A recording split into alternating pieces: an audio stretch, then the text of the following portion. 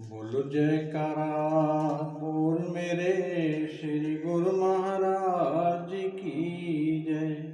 बोल साचे दरबार की जय। आनंद कंद भगवान की जय।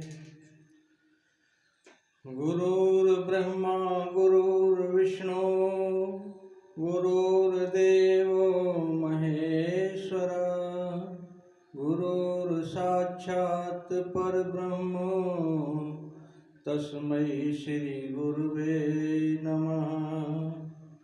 तस्मै श्री गुरुवे नमः। सभी गुरुमुख भक्तजनों के लिए सब प्रेम जय सच्चिदानंद जी दास की तरफ से सत्संग का अंग इस प्रसंग में है। जो पारस के परस से लोहा कंचन हो, तो संतन के संग से जड़ से चेतन हो। दुर्मत भाजे तुरत ही चढ़े सुमित का रंग, जो जन मन बच कर्म से आए मिले सत्संग। यह कुदरती बात है कि मनुष्य को जिस प्रकार की संगत मिलती है उसी प्रकार की हालत उसके मन की हो जाती है। कारण यह है कि संसार में हर एक वस्तु की अलग अलग तासीर है और वह तासीर अपना असर दिखाए बिना रहती नहीं। जैसे आग के पास बैठने से गर्मी लगती है, पानी के समीप जाने से ठंडक पहुंचती है, ऐसे ही बाकी वस्तुओं का भी हाल समझ लो कि जिसके अंदर जो तासीर है उसकी करंट निकट जाने पर कुछ न कुछ प्रभाव अवश्य डालती है। जैसे धन में मन लगाने से लोभ बढ़ता है, कुटुंब की संगत से मोह उत्पन्न होता है, स्त्री की समीपता से काम की वृद्धि होती है, विद्वानों की संगत से विद्या आती है और ज्ञानवान के पास बैठने से ज्ञान पैदा होता है। ज्ञान बढ़े गुणवान की संगत, ध्यान बढ़े तापस संग कीने। मोह बढ़े परिवार की संगत, लोभ बढ़े धन में चित दीने। क्रोध बढ़े नर मूढ़ की संगत, काम बढ़े तिरिया संग कीने। बुद्धि विवेक विचार बढ़े कवि, दीन सुसज्जन संगत कीने।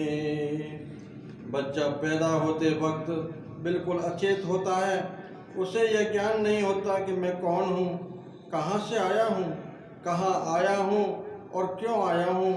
न उसे अपने की खबर होती है न बेगाने की सुधि रखता है। परंतु ज्यों ज्यों उसके कानों में मामा, चाचा, भैया, अम्मा, मासी और बहन आदि के शब्द पढ़ने शुरू होते हैं और वे संस्कार प्रतिदिन पढ़ते हुए उसके अंदर दृढ़ होते जाते हैं, तो वह एक दिन उन्हीं का रूप बन जाता है।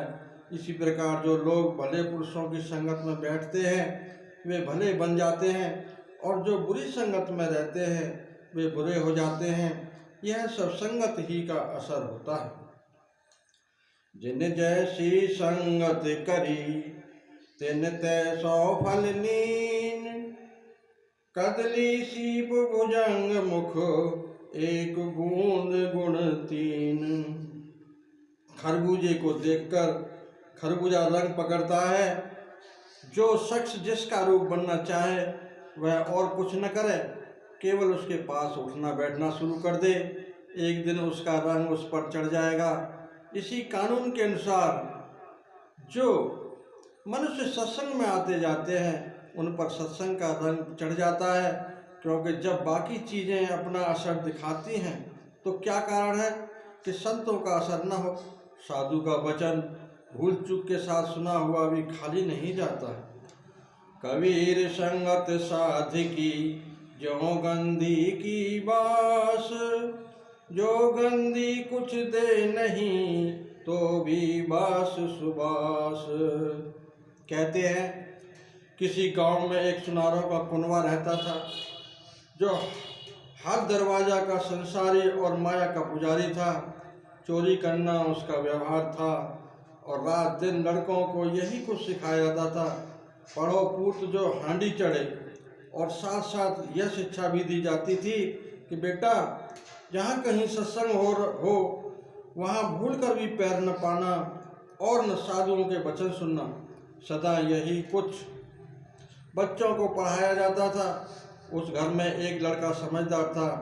एक दिन उसके पिता से पूछा कि यदि कहीं देव योग से सत्संग मिल जाए तो उस वक्त क्या करना चाहिए। पिता ने कहा, यदि ऐसी बात हो तो उस समय कानों में उंगलियां देकर शीघ्र वहां से भाग निकलो, वरना अगर किसी साधु का वचन तुम्हारे कान में पड़ गया तो याद रखो फिर तुम्हारी यह दशा नहीं रहेगी और संभव है कि तुम अपने पैसे से भी हाथ धो बैठो।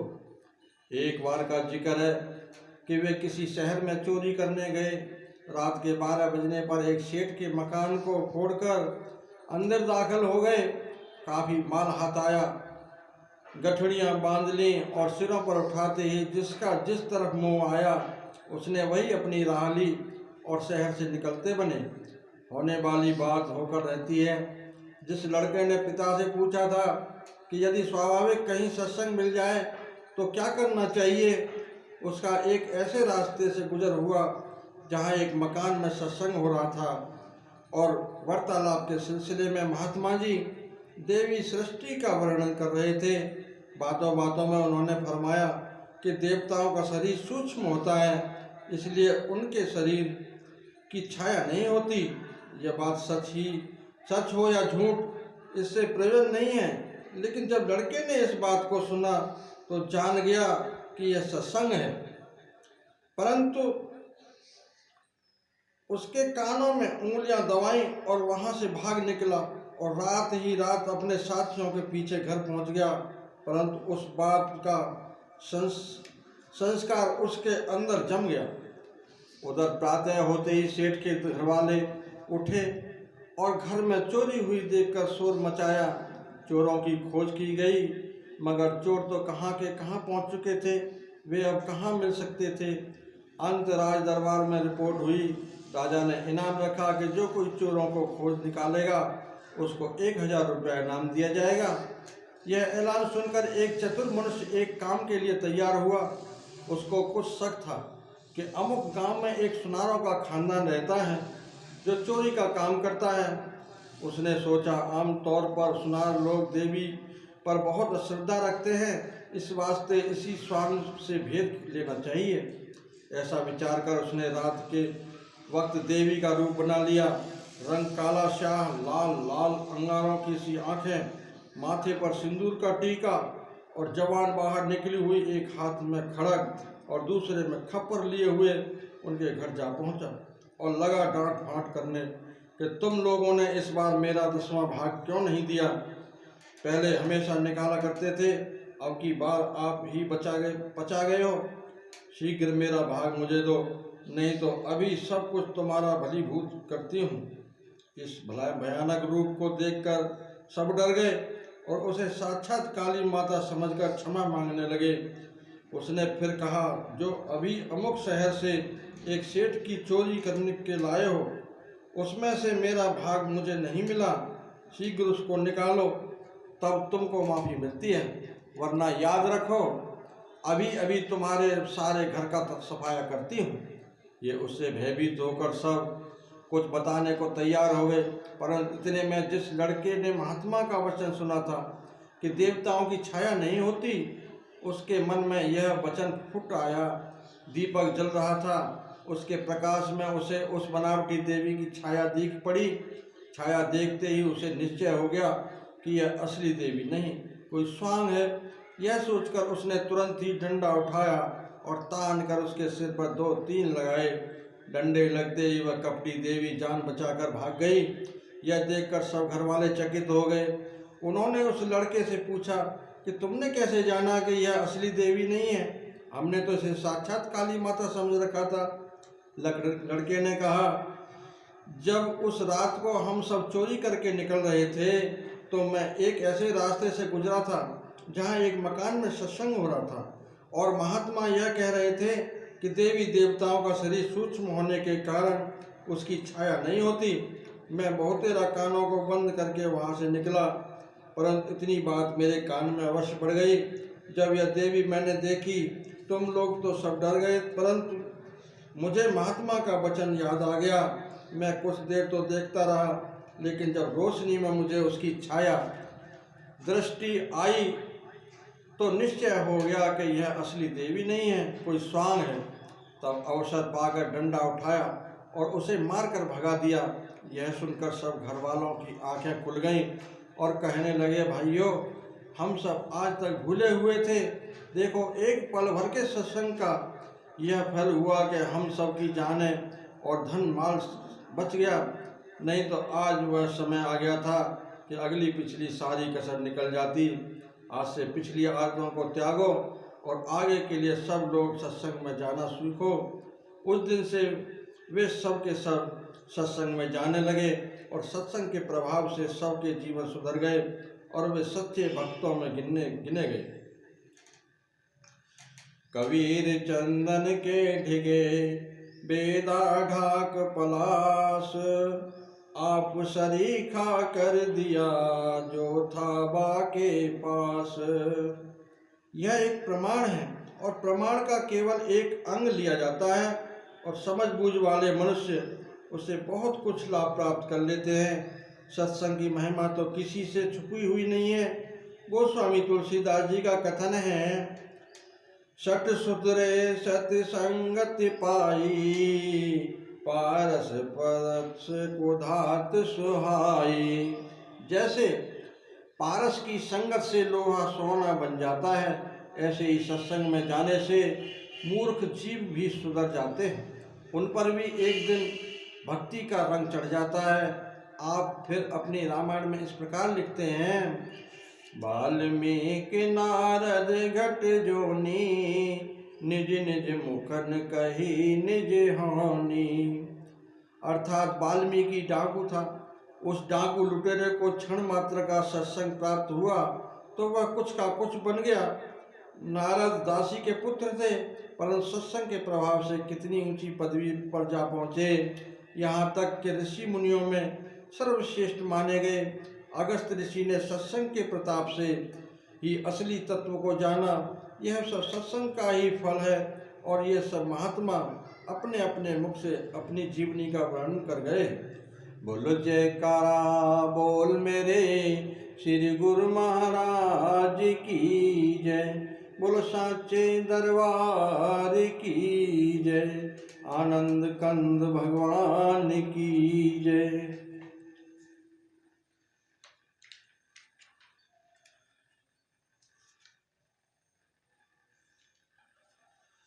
अनमोल वचन तू संतों के मन में काहे बसाता नहीं। अनमोल वचन तू संतों के मन में काहे बसाता नहीं। गुजरे ना जीवन गफलत में, अब भी संभल क्यों जाता नहीं। गुजरे ना जीवन गफलत में, अब भी संभल क्यों जाता नहीं। अनमोल वचन तू संतों के मन में काहे बसाता नहीं। तू जिनको समझता है अपना, वे हरगिज काम न आएंगे। तू जिनको समझता है अपना, वे हरगिज काम न आएंगे। घर पड़ी मुसीबत तुझ पे कभी, सब नजरें तुझसे चुराएंगे। घर पड़ी मुसीबत तुझ पे कभी, सब नजरें तुझसे चुराएंगे।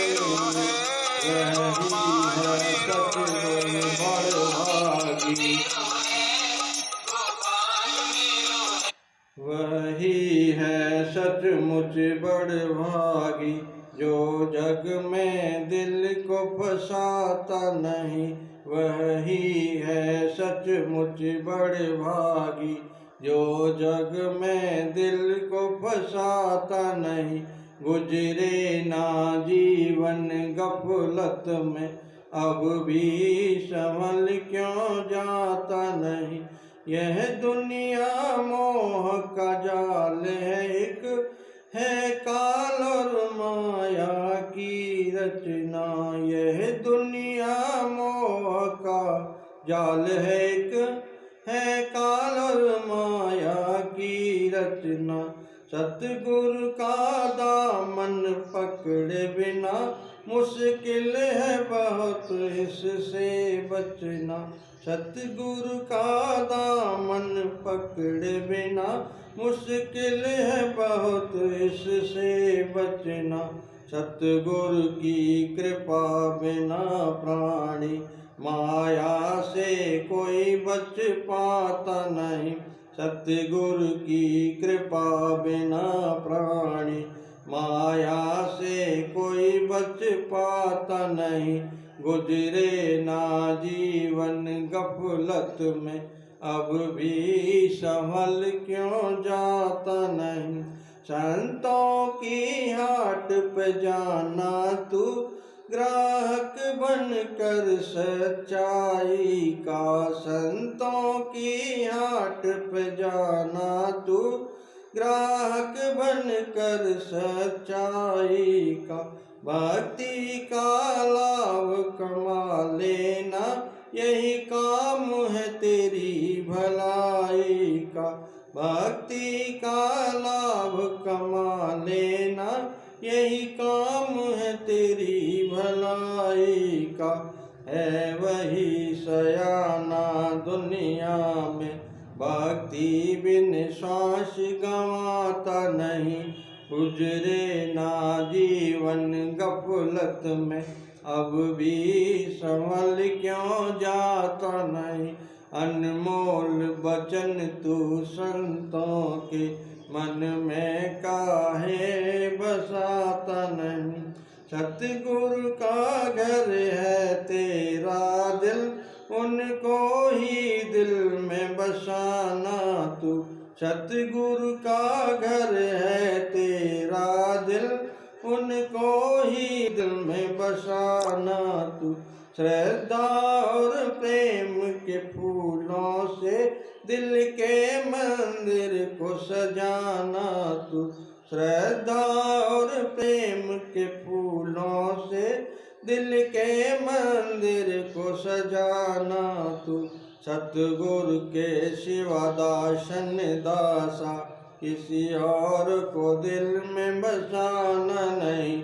सतगुरु के सिवा दासन दासा, किसी और को दिल में बसाना नहीं। गुजरे ना जीवन गफलत में, अब भी संभल क्यों जाता नहीं। गुजरे ना जीवन गफलत में, अब भी संभल क्यों जाता नहीं। बोलो जयकारा बोल मेरे श्री गुरु महाराज।